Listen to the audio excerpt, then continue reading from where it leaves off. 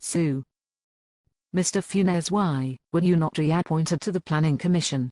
Well, I had a little meeting with the Mayor Becky Campo today regarding the reason that she chose not to reappoint me, given the fact that she never gave an explanation to the public during last Tuesday's City Council meeting regarding her and Dominic Farina's decisions.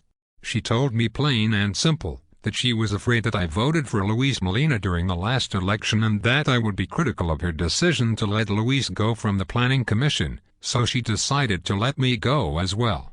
She felt that I had a perceived alliance with him because she thought that I voted for him during the last election.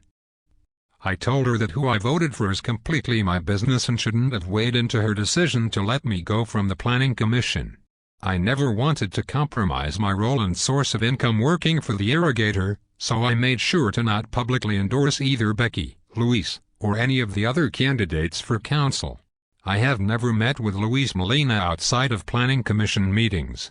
If she were to perceive me as having an alliance with anyone based on meeting them outside of city-sanctioned meetings, then it should have been one with herself. Out of the current City Council members and Planning Commissioners, Becky Campo is the only one I've ever sat down with before and had a beer, once at Johnny's Club, and once at Mills Bar and Grill, and we never discussed anything to do with the city. It's a shame she couldn't have had this meeting with me prior to my reappointment interview, or bring up these grievances/issues with me during the actual reappointment interview itself.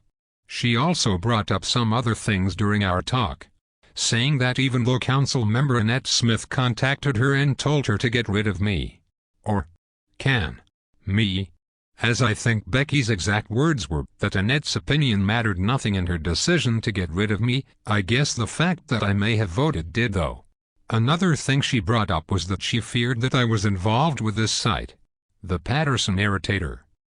While I commend whoever it is that is responsible for this site for providing yet another outlet for concerned folks to express their opinions and statements, I will say that I am in no way involved with this website or its creators besides the 2 comments that I have left here.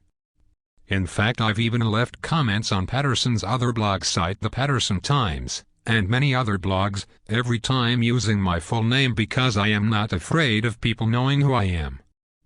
Although I'm going to refrain from posting on the Patterson Times website because I've noticed that they seem to edit comments that oppose anything that they are in favor for. Given my crazy schedule that consists of running around for the irrigator, 6 units of college classes at MJC East Campus, volunteering for the Patterson High School after-school program where I mentor photography students, volunteering for the city's Planning Commission, and going on trips for myself in order to keep my sanity, I couldn't possibly have the time or patience to keep up a site like this. Confusion, frustration, desperation of hope for our community. There aren't enough words to explain how I feel right now.